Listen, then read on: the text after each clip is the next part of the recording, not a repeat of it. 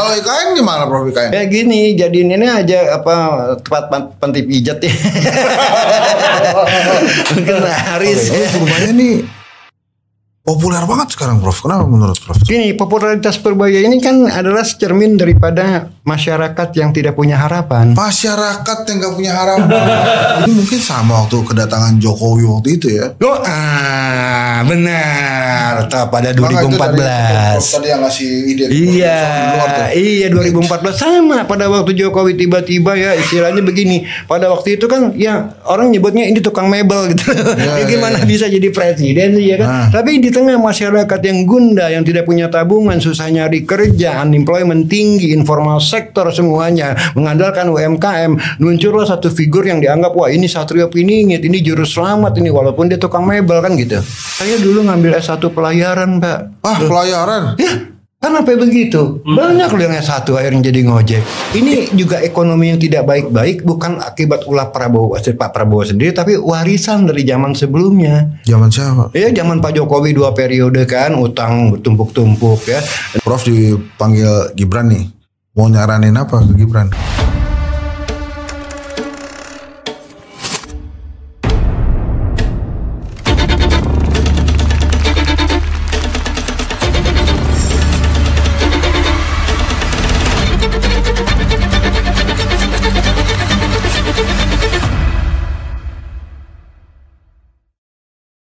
Bismillahirrahmanirrahim. Assalamualaikum warahmatullahi wabarakatuh. Saya kedatangan tamu agung, begawan ekonomi, begawan keuangan, yang kalau di TV itu kelihatannya tuh berseberangan terus sama pemerintah. Tapi dia hadir ke sini, nih kita bisa kaya ya dengerin lo ngomong ya. Prof Ferry Latuhihin. Latuhihin tuh dari mana Prof? Marga dari mana tuh? Dari Ambon. Pulau Ambon. Jadi ceritanya muda di Belanda. Ya sebagian besar di Belanda. Oh terus kesini ngapain? Udah enak-enak di sana. Ini gimana ceritanya? Ini nyampe ke Indonesia lagi tahun berapa? 90-an pertengahan ya. After finishing my study di Rotterdam, terus balik ya kan, jadi dosen, terus ke Capital Market ya melalui Dana Reksa. Waktu itu di Institut Bisnis Indonesia yang namanya sekarang yang di Kemang. Yang di Sunter ya, Kelapa Gading, punya Pak Kwikian-Gi. Yang jadi Kwikian-Gi Business School sekarang ya. Nah waktu demo 98 I quit, berhenti dari sana, masuk Dana Reksa, jadi insan pasar modal pada waktu itu ya.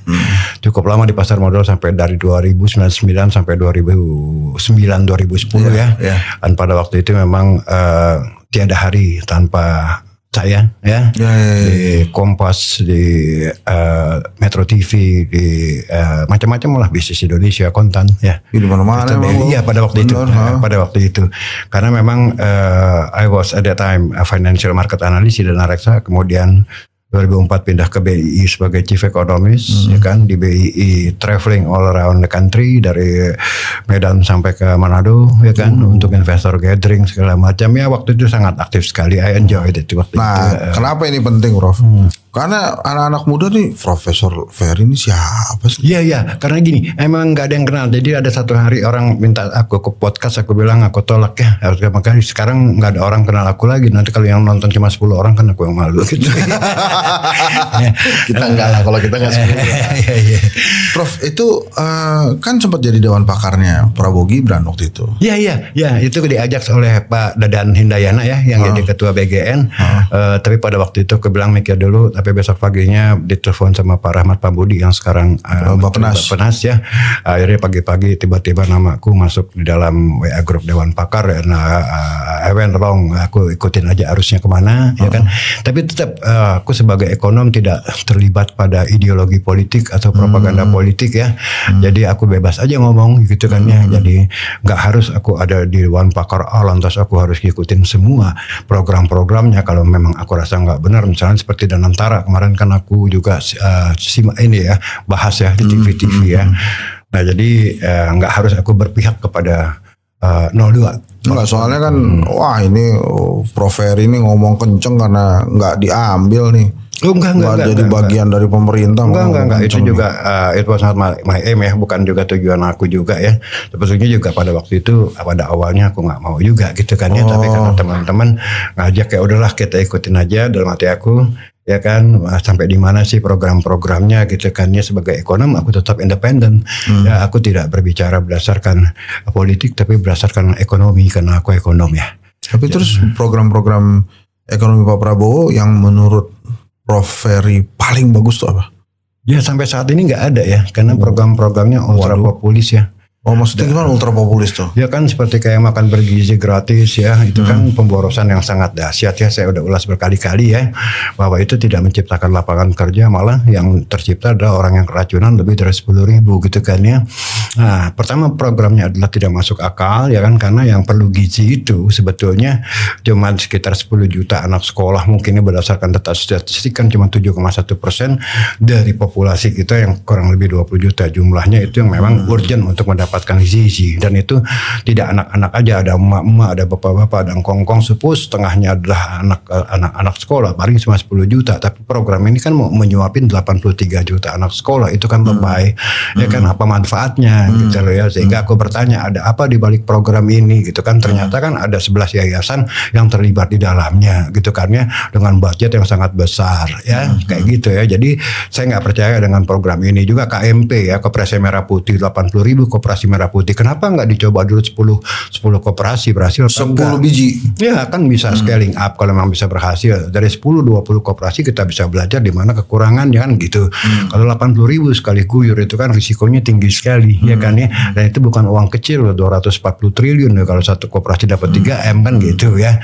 Jadi semuanya baik dalam masalah programnya itu sendiri maupun dalam operasionalnya ya aku curiga gitu loh. Ini ada apa ya kan di dalam program-program yang ultra populis ini, sedangkan ini tidak menciptakan lapangan kerja, malah menambah risiko fiskal kita. Nah itu memang pemerintah nggak ada yang dengerin komentarnya Prof tuh? Nggak ada, karena gini ya basically kan what I was arguing pada waktu itu adalah based on fakta and logika ya, tapi nggak ada yang dengerin karena memang mereka udah punya rencana-rencana sendiri yang menurut aku ya walaupun tidak masuk akal tuh ditabrak aja. Contohnya lah MBG ya kan udah keracunan 10.000 tetap aja mencari pembenaran kan gitu ya.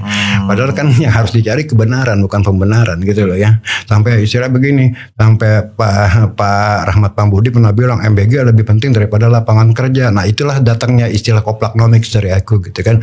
Mana mungkin sih yang paling penting yang paling penting kan lapangan kerja gitu loh ya, bukan makan bergizi gratis. Makan bergizi gratis harus disediakan, berarti kan rakyatnya masih miskin kan gitu. Koplaknomics ngerti ya? Koplaknomics. Terus kalau misalnya suatu hari nih Pak Prabowo ngundang Prof Ferry, itu mau diomongin apa tuh? Dikasih tips apa Prabowo buat biar ekonominya membaik? Oh enggak ada, aku udah bilang juga ya, satu-satunya cara untuk mengangkat ekonomi kita ini ya kan adalah pemotongan pajak ya, melakukan fiscal stimulus melalui pemotongan pajak ya. Yudi Purbaya pernah bilang juga kemarin bahwa dia akan potong PPN ya, entah jadi 8% tuh dia cuma. Jadi 8% tahu ya, itu bagus, aku support. Apa yang bagus emang itu yang dibutuhkan ya. Kalau PPN dipotong kan harga lebih murah ya kan, ya daya beli masyarakat jadi meningkat, daya beli masyarakat kan sekarang lagi drop ya. Nah yang kedua, dengan barang yang lebih murah mungkin ekspor bisa terstimulir ya kan ya, sehingga dapat datang devisa gitu kan dari satu PPN. Yang kedua corporate tax, pajak badan juga dikurangin aja supaya apa? Kita kan sekarang lihat banyak pabrik-pabrik yang tutup, nggak bisa bersaing ya kan ya. Nah kalau pajak badan itu diturunin ya, net margin atau net profitnya kan bisa lebih tebal ya kan perusahaan. Setidaknya dia bisa mempertahankan karyawannya, tidak PHK gitu kan ya. Mungkin juga bisa ekspansi gitu loh ya. Sekarang PPH kita berapa sih? 21 ya? 21, 22. Kayak gitu. Diturunin aja jadi 15% atau kalau perlu jadi 10% gitu kan ya. Lantas selebihnya juga PPH ya, pajak penghasilan. Itu kan kalau nggak salah top line-nya sampai 30% ya kan ya.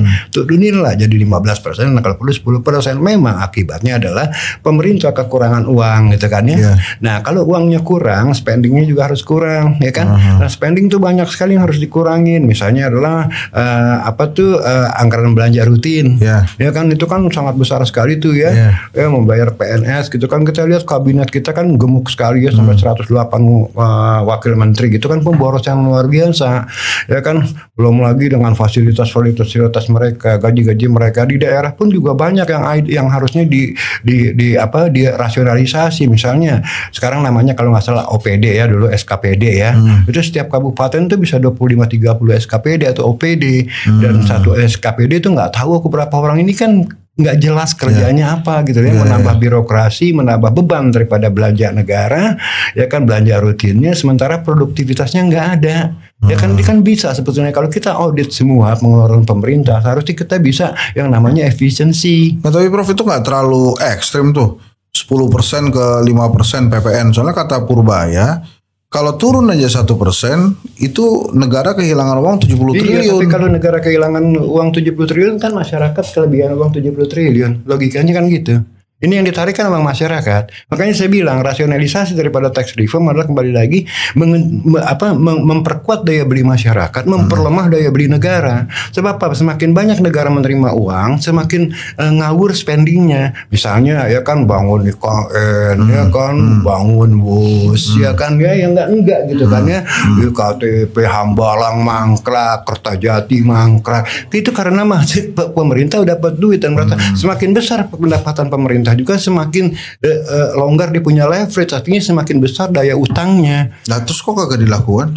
Banyak ya, kan selama ini kan kita lihat ya, selama ini sebelum Purbaya kan Sri Mulyani 14 tahun ibu ini kan sebetulnya ibu rumah tangga, bukan menteri keuangan. Ya, karena dia nggak melakukan fiscal reform, ya kan?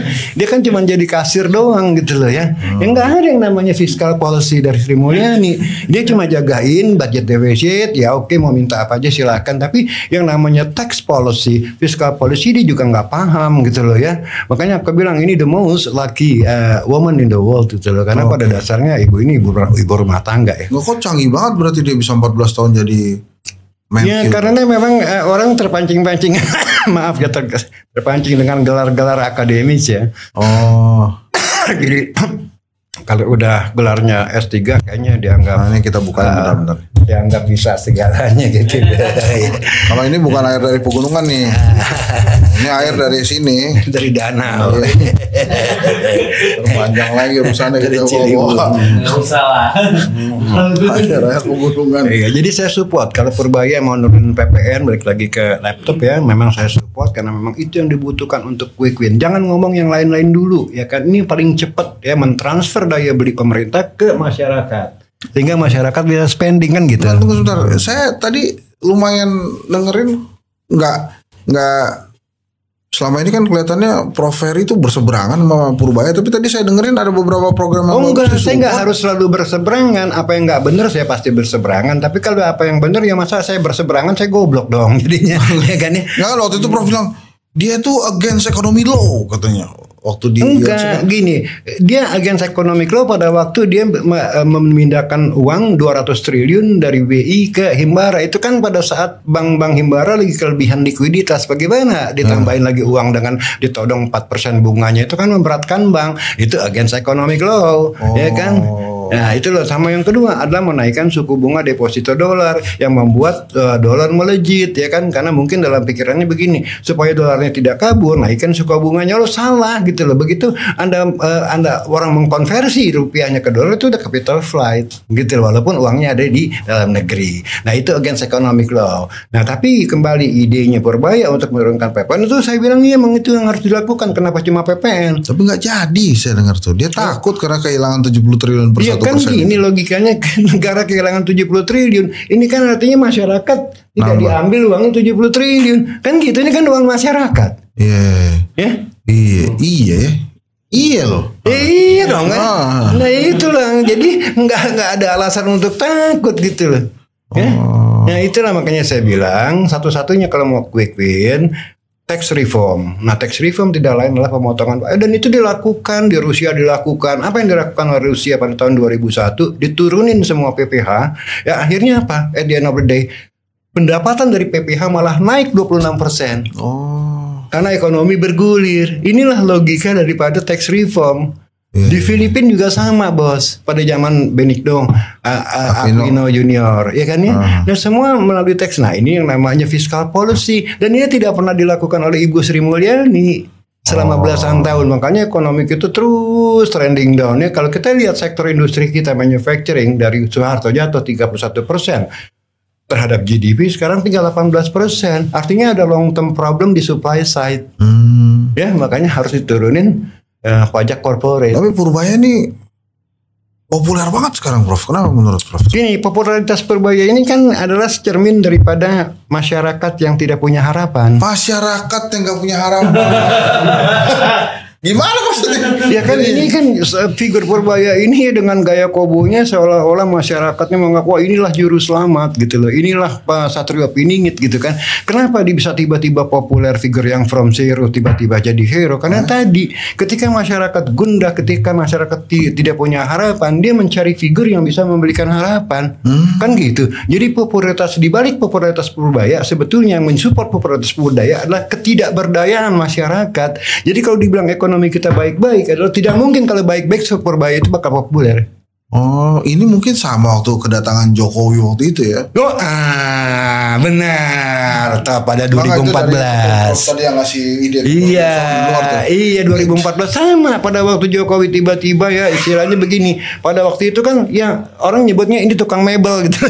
Gimana bisa jadi presiden sih ya kan? Tapi di tengah masyarakat yang gundah, yang tidak punya tabungan, susah nyari kerja, unemployment tinggi, informal sektor semuanya, mengandalkan UMKM, muncullah satu figur yang dianggap wah ini Satrio Piningit, ini juru selamat ini walaupun dia tukang mebel kan gitu. Ya, jadi di balik kegemerlapnya Purbaya ada kegelapan dalam masyarakat. Gitu loh. Ya, di dalam gelap kan Anda menyalakan setitik korek api aja terang ya. Ya itulah analoginya. Itulah Purbaya. Nah, kalau masyarakat ini terang semuanya, Anda nggak mungkin cuma bisa dengan satu korek api Anda menyala. Kan gitu. Akibat ruang ini gelap, ya kan. Purbaya datang cuma dengan satu batang korek api udah terang lah cuy itu Purbaya gitu kan ya. Ya langsung di sini ada sinar. Tapi kan kalau optimis gitu bukannya bagus, Prof? Bagus buat pemerintahan Prabowo, bagus buat rakyat, buat masyarakat. Ya optimisme kan gini, kembali lagi bukan masalah optimismenya, masalahnya adalah Purbaya sanggup nggak memenuhi harapan-harapan masyarakat kan gitu. Ya kan istilahnya kan nanti yang akan dinilai adalah seberapa jauh Purbaya bisa mengangkat daya beli masyarakat, seberapa jauh Purbaya bisa menciptakan lapangan kerja yang sekarang susah banget kan gitu ya. Seberapa jauh Purbaya membuat kondisi fiskal kita kuat lagi gitu kan ya. Utang kan udah bertumpuk-tumpuk ya. Ini yang sangat mengkhawatirkan gitu loh. Nah itu di semua adalah janji-janji yang tidak eksplisit oleh Purbaya dan dianggap oleh masyarakat bahwa Purbaya bisa memenuhi itu semua gitu loh ya. Makanya kan wah kalau kita ngomong yang dianggap sedikit menyerang Purbaya langsung tuh komennya wah macam-macam ya. Ini pas Pampur nih pasukan pengamanan Purbaya. Pas Pampur ya. Pas Pampur. Iya gitu loh Mas. Jadi fenomena Purbaya adalah fenomena sebetulnya gini. Kalau ibarat satu mata uang itu ada dua sisi ya, satu koin ya. Sisi kiri sini adalah Purbaya bersinar ya kan, karena di sini gelap. Gitu loh ya. Masyarakat ini hidup dalam ruang yang gelap gitu kan. Tabungan dari 3 juta 2019 terus turun rata-rata ya middle class ya. Itu menjadi tinggal 1 juta bahkan kurang mungkin. Lebaran kemarin coba lihat ya.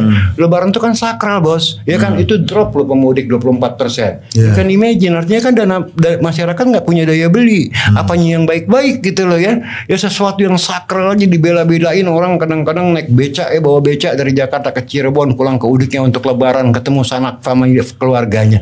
Ini 24% drop. Ini something wrong. Gitu loh. Sebelum rilis angka 5,12% kita lihat juga PMI drop di bawah 50 dalam. Lantas tiba-tiba keluar angka 5,12%. Ini angka dari mana? Kan gitu. Sampai dilaporin Celios ke PBB ya. Iya. Enggak tapi coba ini gue penasaran nih Prof. Ini kalau misalnya lu tiba-tiba dipanggil Pak Prabowo Fer, lu maunya apa sih, mesti diapain nih ekonomi kira-kira? Iya itu advice itu ya, melakukan turunin tax reform. Itu. Iya, tax reform satu-satunya kalau mau quick win. Jangan ngomongin industrialisasi, itu long way to go. Gak mungkin lah kita bisa compete sama Cina. Jangan ngomongin hilirisasi, duitnya dari mana?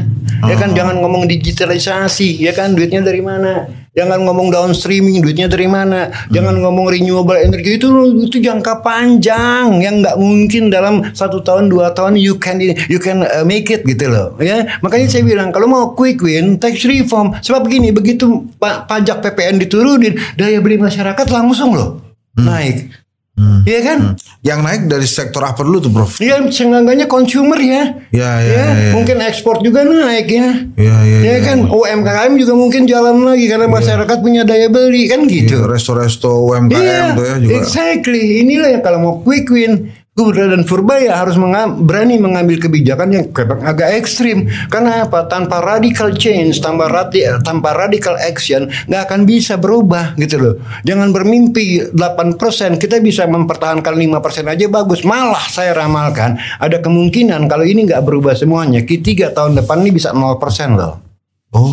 Dan kalau Q3 0%, ini dampak sosialnya sangat parah, rawan kerusuhan seperti 98. Karena apa? Susah cari kerja, Bos. Yang bahkan informal sektor tuh sekarang, saya kalau naik Gojek kadang-kadang suka nanya, Mas, dulu sekolahnya apa? Saya dulu ngambil S1 pelayaran, Pak. Pelayaran? Ya, kan apa begitu? Banyak loh yang S1 akhirnya jadi ngojek. Ini kan artinya kan orang dari formal sektor yang seharusnya ya bergerak ke informal sektor gitu loh. Ya, ini kan bahaya sekali. Negara kita maritim, masa dia dari pelayaran? Ya ada yang IKIP apa sih keguruan gitu ya S1-nya. Banyak loh, Bos, yang narik Gojek itu bukan anak-anak SMA lulusan, banyak yang udah lulusan S1. Tapi daripada nganggur ya mendingan. Akhirnya aku tanya, Mas, gimana dengan ngojek kayak gini? Ya lumayan lah, Pak. Bisa dong dapat 200, bisa Pak, gitu kan. Bahkan saya kalau rajin tuh hari Sabtu Minggu narik, saya paksain tuh bisa dapat 700.000 Pak. Ya kan, sampai saya pergi ke Lombok sama istri saya bawa motor gitu loh. Bapak mau berapa? Saya 45 Pak, dia bilang gitu kan. Nah kayak gini-gini nih saya selalu tanya di lapangan gitu loh ya. Jadi kalau dibilang ekonomi kita baik-baik saja, Prabowo itu salah. Harusnya begini, Prabowo ini juga ekonomi yang tidak baik-baik bukan akibat ulah Pak Prabowo sendiri, tapi warisan dari zaman sebelumnya. Zaman siapa? Ya zaman Pak Jokowi 2 periode kan, utang bertumpuk-tumpuk ya. Nah ironisnya adalah infrastruktur dibangun gila-gilaan tapi produktivitas turun. Ya artinya kan semakin banyak capital stock kan semakin produktif harusnya ya. Dulu kita kan kerja pakai mesin tik biasa tuh tak. Kalau capital stock berupa komputer kan harusnya lebih cepat ya, lebih produktif ya. Nah ini malah sebaliknya jadi produktivitas jadi turun. Nah ada apa dengan itu? Problem kita berarti bukan cuma di infrastruktur tapi di suprastruktur. Ya, rule of law, regulasi, birokrasi, premanisme di lapangan. Jalanan boleh semulus paha bencong, ya. Tapi kalau di orang buka usaha langsung preman datang, siapa yang mau datang, Bos? Iya. Kan gitu. Jadi problemnya ada di suprastruktur, bukan cuma di infrastruktur. Nah, inilah yang saya namakan institutional problem. Oke, makanya juga aturan bisa diubah-ubah ya. Aturan everyday you can change, ya kan? Iya. Jadi ini siapa yang berani investasi? Saya pernah menjadi ini kita nggak lagi ngomongin Wapres kan? Enggak lagi ngomongin Wapres. Begitu ada peraturan diubah tuh seolah-olah langsung kita emang teman-teman nih suka begitu. Mentang-mentang dia nggak masuk ke kamera. Jadi Prof, menurut Prof Ferry akan berhasil nggak nih Purbaya? Gini, kalau berhasil apa enggaknya kan tergantung polisinya apa. Kalau dia berani mengambil tindakan yang misalnya sekarang nih dia bilang, wah saya akan kasih denda ya buat yang impor baju bekas. Itu bagus, itu bagus. Tapi cukup nggak itu? Enggak cukup karena itu kan sifatnya ya boleh dibilang tidak menciptakan lapangan kerja, enggak sih kan enggak. Ya kan ya. Nah, jadi lakukanlah kebijakan-kebijakan yang memang menciptakan lapangan kerja. Dan kalau mau quick saya bilang tax reform. Tapi dia kelihatannya lagi menikmati, dia populer tuh. Ya itu sih ya nanti akhirnya backfire loh. Kalau umpamanya ternyata orang yang mengharapkan dia sebagai satu figur Satrio Piningit ya kan, ya ternyata ini mah pernah nyebut banyak yang ngomong dia calon wapres loh. Ya bisa, ya itu sah-sah aja ya dia mau mempromosikan dirinya ya lewat medsos, lewat action gaya-gayanya koboi-koboi untuk menarik harapan masyarakat ya it's okay ya. Tapi kan 2029 masih panjang bos. Ya kan sekarang bisa nggak sebelum 2029 dia memenuhi harapan-harapan masyarakat? Saya bilang bisa asal satu tax reform. Ya, tapi kan di ekonomi kita ini sebetulnya nggak cuma tanggung jawab Purbaya aja kan, ada Menko Perekonomian juga. Nah, gimana menurut Prof? Ya nggak masalah, kalau ini kan wewenangnya Purbaya melakukan tax reform, bukan wewenangnya Menko. Nah sebaliknya kalau dia ngomongin masalah industrialisasi, digitalisasi, downstreaming, renewable energy, itu bukan wewenang dia. Iya. Nah sekarang dalam wewenang dia adalah fiscal policy. Ya jadi kita harus tahu ya wilayah perang kita di mana, ya kan? Wilayah bermain kita di mana? Jangan ngacak kiri ngacak. Nah kalau menteri-menteri ekonomi yang lain gimana, Prof? Ini supaya gue juga adil. Ini kan kita lagi ngomongin ekonomi, kita nggak ngomongin Purbaya aja. Menteri-menteri ekonomi yang lain gimana? Ya gini, kita kan menghadapi apa yang namanya dysfunctional state ya. Jadi begitu banyak kementerian, begitu banyak kementerian yang tidak berfungsi sebetulnya ya kan. Sekarang saya juga nggak tahu apa kerjaannya Menko, apa kerjaannya Menteri Perindustrian, apa kerjaannya Menteri Perdagangan ya kan. Ya saya nggak ngerti gitu ya apa KPI-nya apa sih kan nggak jelas gitu kan ya. Tapi yang jelas sekarang menjadi center stage adalah Menteri Keuangan kan. Nah Menteri Keuangan kan kita lihat Purbaya berani kan memang berani ya turunin melakukan policy reform, tax reform tadi yang memang mendapatkan quick win dan dia akan menjadi tambah populer dan dia akan kuat popularitasnya. Oh Prof tapi gini, Prof pernah bilang ini kalau begini terus dolarnya bisa 18.000 loh. Tadi aja udah 16.700 hampir 700 loh, 670. Ya kan kita under pressure. Karena apa? Kembali lagi.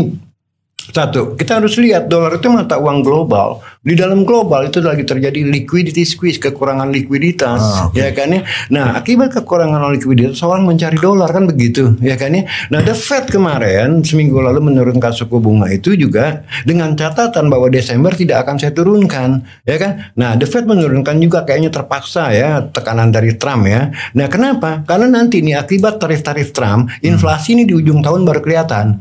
Nah, pada saat inflasi kelihatan The Fed nggak mungkin nurunin suku bunga.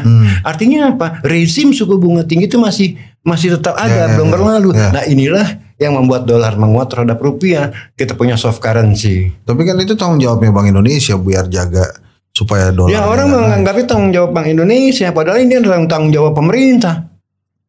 Iya, Bank Indonesia kan cuma satu ya kan melakukan intervensi manakala dolar menguat, ya jual dolar kan begitu, ya kan. Tapi kebijakan dolar menguat atau melemah itu tergantung fundamental ekonominya dan itu di luar wilayah Bank Indonesia. Ya kan? Ya ini benar-benar kebijakan pemerintah tadi. Ya ada sih tugas dari Bank Indonesia adalah menjaga currency exchange rate stabil, menjaga inflasi rendah dan stabil, ya kan, menjaga unemployment rate rendah, ya kan. Itu aja. Tapi polisinya kan cuma interest rate policy sama exchange rate policy, menjaga dolar tidak kemana-mana, ya kan. Ya yang paling dominan dalam kasus ini adalah pemerintah. Jadi jangan menyalahkan Bank Indonesia. Prof, Enggak mau napas dulu, Prof. Lu ngomongnya kayak wus gitu. Kebiasaan, Bos. Sorry. Iya, guanya deg-degan. Ya maaf ya, nggak ini gue ngomong-ngomong wus kan kemarin ngebelain wus tuh ceritanya gimana? Ya kalau wus ini kan gini ya. Lu ngebelain loh, Prof. Bukan, ada tuh saya nggak ngebelain siapa-siapa. Saya kan bukan orangnya Jokowi. Oh bukan. Enggak ada, saya nggak berpihak pada siapapun juga. Saya cuma berpihak pada fakta dan logika. Soalnya Prof kan kurus-kurus gitu kali ada grup ya. Enggak, gitu kan. Saya nggak pernah berpihak kepada siapa-siapa. Saya independen, saya merdeka untuk bicara berdasarkan fakta dan logika. Masalah bus tadi tetap aja dealnya itu B2B, tidak ada urusan dengan negara. Dan sekarang masalah kerugian itu kan diakibatkan oleh satu adalah cost overrun, yang kedua adalah mata uang rupiah melemah dalam dolar, utangnya kan dalam dolar terhadap China Development Bank. Tapi ini semua belum final untuk dikatakan rugi sekian. Karena apa? Karena lagi nego restrukturisasi dengan China Development Bank. Dan ini juga WUS ini KCIC kan konsorsium Indonesia sama Cina. Indonesia 60%, Cina 40% gitu kan nih. Jadi ini kalau ada kerugian di dalam satu proyek yang namanya Greenfield, ya kan ini kan proyek baru ya. Greenfield yang mulai dari nol ya. Pasti itu 5 tahun pertama, 6 tahun pertama pasti rugi gitu loh. Nah, jangan dianggap ini udah pasti rugi. Sebab kalau nanti restrukturisasinya bagus ya kan. Sebab saya sebagai bank nggak mau lu nasabah saya bangkrut. Iya, ya bisa kan? Hilang duitnya.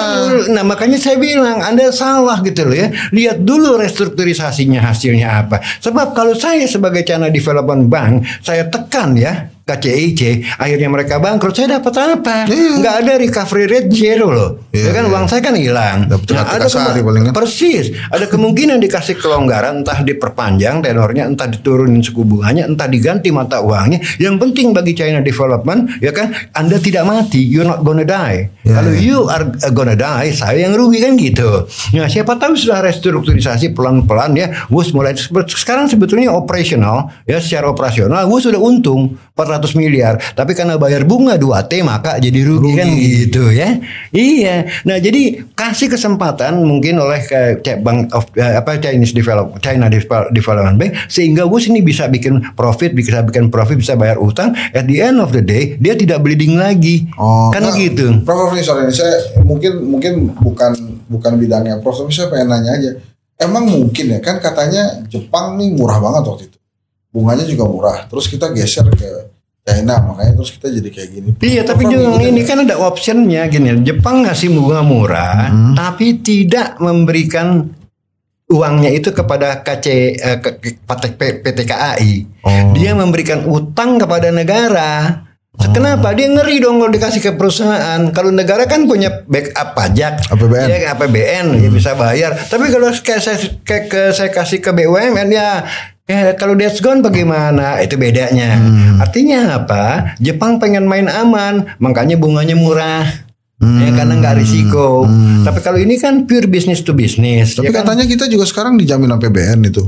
Nggak bisa. Ini bukan urusan APBN. Ini B2B. Tidak ada urusan government. Kalau Jepang iya. Oh, jadi kalau Pak Prabowo minta itu diselesaikan oleh Danantara benar tuh? Iya, benar. Itu benar. Jadi nggak ada urusan sama negara. Oh, ini B2B kok. Danantara bagus nggak, Prof? Ya, Danantara itu kan saya udah bilang nggak ada alasan untuk membuat satu sovereign wealth fund seperti Danantara. Danantara harusnya bukan badan investasi tapi badan reparasi, reparasi BUMN ya. Ini kan investasi apa? Kan nggak jelas sekarang proyeknya apa, malam goreng-goreng saham katanya. Ya kan, mau investasi naon gitu kan, orang Sunda bilang. Ya. Karek naon mereka. Naon mereka. Cilepeung.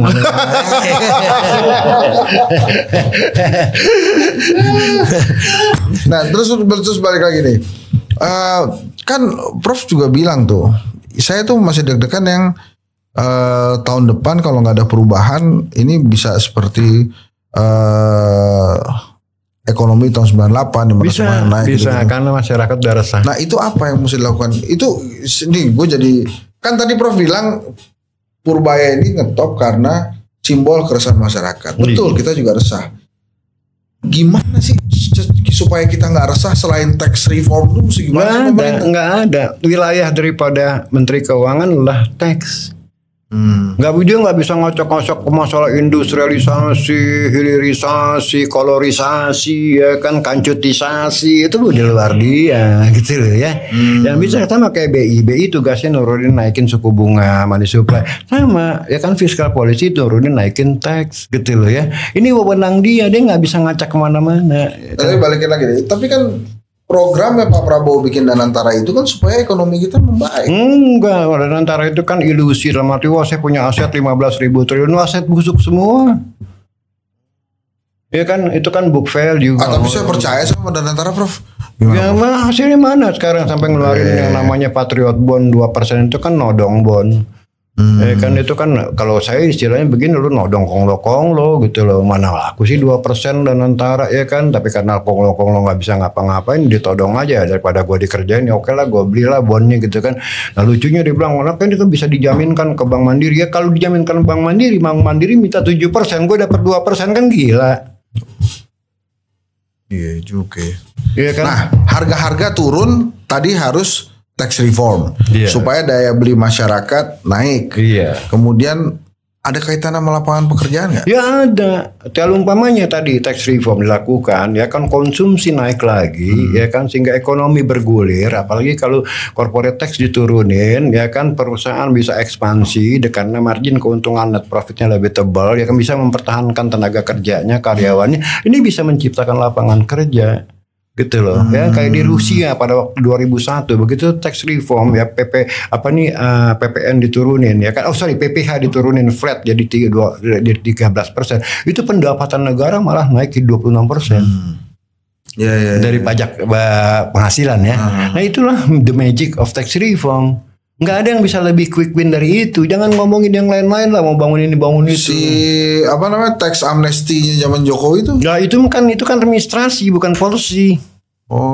Nggak, Prof, itu tadi separah apa sih sebetulnya peninggalan ekonomi di era Jokowi itu sampai parahnya kan kita lihat ya kan bahwa produktivitas turun, kita tidak bisa lagi sustainable di 5%, ya kan semua daya beli masyarakat 5 tahun terakhir pemerintahan Jokowi itu turun, ya kan savingnya, ya kan dari 3 juta jadi 1.300.000 pada waktu Prabowo naik, itu kan penurunan yang sangat luar biasa. Middle income class itu dari 57 juta turun ke 47 juta, ya kan sangat luar biasa loh. Lebaran bulan April lalu pemudik turun 24%. Ini masih peninggalan Jokowi.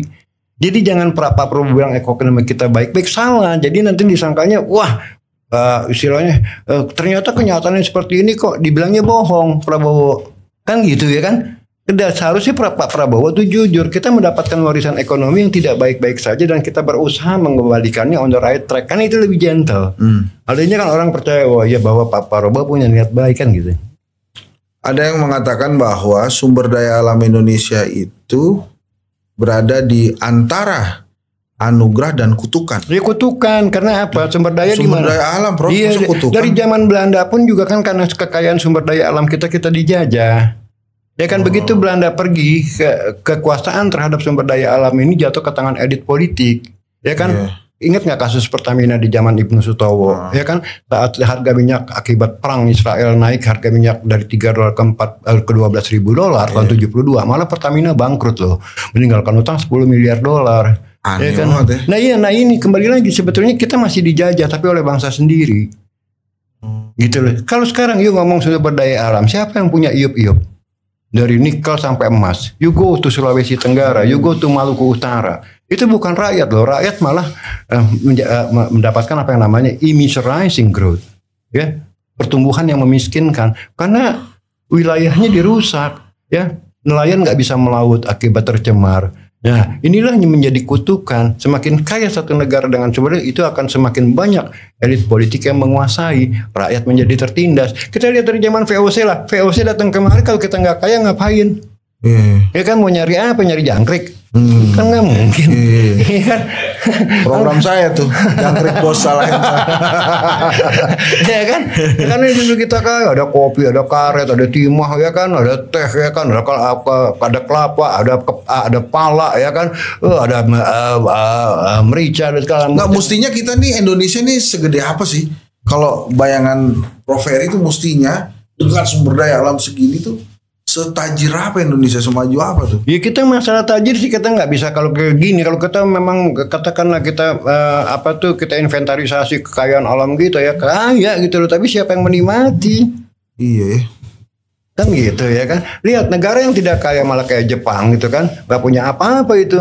Wah kan airnya meledak gitu loh. Karena yang diandalkan adalah sumber daya manusia. Kalau kita kan sumber daya alam dari dulu kan, wah ada lagunya Kus Plus tuh ya, lempar sepatu jadi singkong gitu kan, bukan lautan hanya kolam susu gitu kan ya, dapat apa rakyat? Kan kembali sumber daya alam itu dikuasai oleh elit politik, baik pada waktu masa penjajahan maupun setelah merdeka. Oh, jadi tax reform itu kudu tuh ya? Harus dilakukan. Iya. Selain itu apa lagi, Prof? Itu aja dulu, nggak usah banyak-banyak ya. Nanti akhirnya nggak kepegang semuanya. Iya. Terus kalau ditawarin jadi penasihat khusus bidang ekonomi sama Pak Prabowo mau? Ya oke aja. Let's talk. Iya, saya nggak. Supaya bener maksud gue, supaya kita nih kehidupannya lebih. Iya, saya nggak masalah. Gini, apa yang salah saya kritik, tapi apa yang benar teruskan gitu loh, ya kan?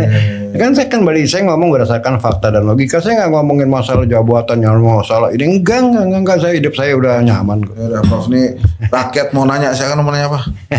Prof, nanya Prof. Mau nanya Prof, berarti itu sebenarnya di era-nya Cina, sebenarnya caranya Cina ganti kan Sri Lanka. Waduh, ini ngeri banget nih pertanyaan ini, perlu gua sampai makamnya deh. Enggak, kita jangan ngelihat ke arah sana ya, bias ya. Sekarang yang kita harus evaluasi adalah bagaimana dealnya pada waktu itu gitu kan. Jadi Sri Lanka mungkin pada waktu itu strukturnya beda ya kan dengan ini, sehingga mereka menjaminkan pelabuhannya dan pelabuhannya diambil in case of default kan gitu. Ini kan nggak ada hubungan kota Natuna, nggak ada urusan sama Natuna. Mahfud bilang nanti Natuna digadang, enggak, salah. Ini tidak ada jaminan pemerintah, ini pure business to business. Artinya apa? Kalau tidak bisa bayar dia bangkrut, that's it. Jadi kalau masalah WUS misalnya nggak bisa dibayar berarti KAI-nya yang ya bangkrut, dua konsorsium tidak sama Indonesia. Itu nggak ada jaminan negara. Kalau kita nggak bisa bayar utangnya gimana, Prof? Lah itu urusan konsorsium, bos, bukan urusan negara. Jadi nggak ada urusannya sama geopolitik ya? Nggak ada. Makanya saya bilang ini karena banyak orang sekali benci sama Jokowi sehingga diungkit-ungkit dibawa-bawa negara. Enggak gitu. Kita jangan benci terhadap seorang.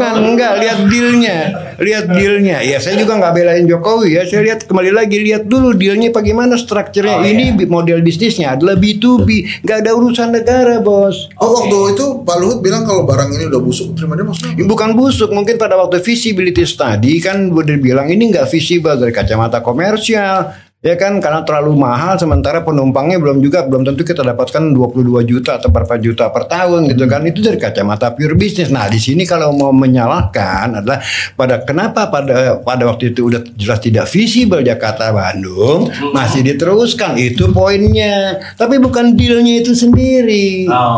Jadi ada misteri dulu, kenapa ini tetap dipaksa jalan? Nah, kalau dibilang ada korupsi, ada markup di dalamnya, itu kan simpel, diaudit aja. Tapi jangan ngomong sebelum ada buktinya. Kalau saya kan gitu. Iya, ya kan, kalau memang ditemukan bukti ada korupsi, ada markup, dan di situ memang baru kita bisa ngomong, oh ini bajingan, kan gitu, ya kan? Ya kan? Jadi jangan apa-apa Jokowi salah jangan gitu ya, Bang. Enggak, bukti-bukti dulu loh. Orang kita nih kadang-kadang nih cuman asal nyablak aja untuk mencari popularitas. Ya saya tidak berpihak ke Jokowi ya, tapi saya masuk akal aja, lihat dulu bisnis modelnya, lihat dulu dealnya, ada kerugian negara apa tidak. Kalau tidak ada kerugian negara berarti katakanlah kalau tidak ada kerugian negara karena memang bisnisnya B2B. Kalau ternyata ini tidak bisa bayar utang, ya ini bangkrut, tidak ada jaminan negara. Misalnya Natuna nanti dikasih ke Cina, pelabuhan Tanjung Priuk dikasih ke Cina misalnya, ya kan, Glodok kasih ke Cina gitu kan. Nah, kalau IKN gimana, Prof? IKN? Ya kalau IKN different story lah. Sorry. Ya ini kan kan lucu ya kan, bagaimana sih tiba-tiba ada kota muncul dari dalam hutan, kan nggak ada ya kan. Yang namanya kota itu adalah satu retailnya hidup. Enggak, kota itu tidak tiba-tiba muncul. Kota itu punya sejarah, bos. Ya kayak Jakarta ini kan sejarah penjajahan dari zaman VOC. Lantas berkembang menjadi satu kota perdagangan. Dari kota perdagangan muncul kota budaya. Ya segala bangsa itu kota loh, nggak bisa dibangun dalam satu malam. Ini kebanyakan nonton ini kali ya, Bu Nawas kali. Iya, tiba-tiba dari hutan muncul. Itu udah salah gitu. Yang namanya kota adalah satu historical proses, ya kan. Mau ngomong kota apa aja punya sejarahnya. Misalnya Amsterdam, ya kan. Bagaimana kota itu dulu menjadi ghetto dari orang-orang Yahudi yang dikejar-kejar oleh gereja Katolik di abad ke-12 ya. Mereka lari ke Amsterdam, maka Amsterdam terkenal dengan berlian yang luar biasa kan ya. Karena memang pekerjaan Yahudi itu ya dagang berlian. Gitu loh. Jadi setiap kota itu ada sejarahnya. Enggak ujuk-ujuk dari hutan tiba-tiba muncul satu kota gitu loh. Ya simsalabim, gitu kan. Gitu. Itu udah salah.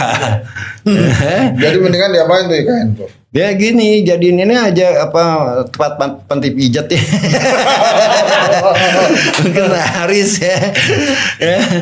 Saya pernah usul di IKN itu dijadiin kota konser, Prof. Jadi di belakangnya itu yang istana itu kayak Prambanan. Nggak bisa karena terlalu jauh lokasinya kemana-mana. Dan gini loh, satu kota itu tidak terlepas daripada ekosistemnya. Betul. Nah ini kan nggak ada ekosistemnya, teman-teman, nggak bisa. Terus kalau tentang IKN ini, Prof dipanggil Gibran nih, mau nyaranin apa ke Gibran? Nggak bisa saya nyaranin apa-apa gitu loh. Oh kenapa Prof? Ya I don't know what to do.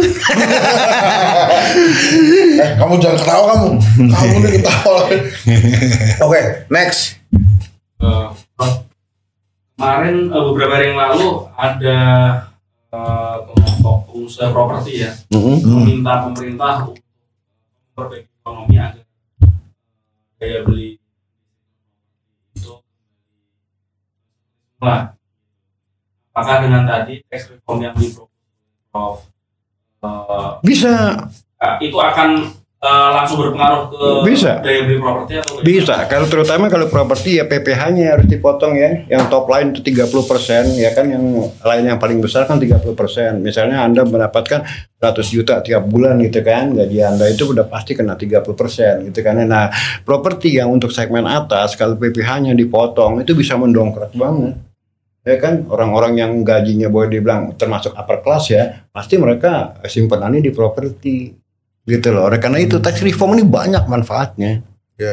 Gitu loh. Itu pertanyaan yang bagus. Pertanyaan bagus sekali. Ada lagi pertanyaan bagus yang lain? Nggak ada. Oke. Baik Prof. Kalau gitu itu aja. Jelas ya? Jelas Prof. Jelas. Thank you. Jelas. Jadi Purbaya nggak apa-apa nyapres ya? Ya itu sih hak dia. Yang penting kalau dia mau nyapres dan berhasil, dia harus penuhi harapan-harapan masyarakat, dan kalau dia berhasil dia memang he deserve it. Tapi kan ada komentar ini semua bisa mudah terjadi kalau saya jadi presiden. Itu ada yang ngomong gitu kan. Siapa tuh? Ini banjir bisa diatasi kalau saya jadi presiden. Bukan begitu. Ini jangan-jangan ada ngomong lagi, ini ekonomi ini semua bisa diatasi kalau saya jadi wapres. Kira-kira gitu gimana? Ya, makanya saya bilang ini kan masih perjalanan masih panjang ya kan, masih 4 tahun lagi. Kalau memang bisa dibuktikan, seperti tadi ya saya bilang dengan resep-resep yang saya tadi, yang namanya fiscal policy itu cuma satu, tax reform. Ya, kalau memang Purbaya mau melakukan radical change ya tax reform, dan dalam waktu 4 tahun ternyata ekonomi kita booming, defisit kita malah turun, penerimaan negara malah naik, akibat ekonomi booming malah nggak rugi akibat potongan pajak, ya dia mau jadi wapres silakan, he deserve it, saya support. Gitu loh, karena dia melakukan yang benar kan gitu. Saya nggak ada personal ini loh, nggak ada personal touch ya. Ini penting, nggak ada personal problem lah ya. Nggak ada. Nah kalau memang dia berhasil melakukan tax reform, lantas ekonomi memang bullish, bisa ekonomi bisa tumbuh 6% aja, nggak usah 7% ya kan, lapangan kerja gampang, dia harus jadi wapres, malah saya support. Ya. Karena dia berhasil menangani ekonomi kita, kan gitu. Ketimbang janji-janji kosong ya kan, nanti dikasih lagi jualan-jualan kampanye-kampanye yang nggak benar, ya itu saya tolak gitu. Tapi kalau Anda bisa membuktikan Purbaya dengan tax reform Anda berhasil mengembalikan ekonomi kita on the track, bahkan bisa lebih tinggi pertumbuhannya, lapangan pekerjaan gampang, daya beli masyarakat naik, bisnis bullish lagi, you deserve it. Anda berhak itu mendampingi Pak Prabowo menjadi wapres. Nah, itu dia Profesor Ferry Latuhin. Itu panjangnya emang itu aja Prof? Iya, Ferry Latuhin aja. Oke. Terima kasih. Kita ketemu lagi di Henry Satrio Official. Assalamualaikum warahmatullahi wabarakatuh. Terima kasih.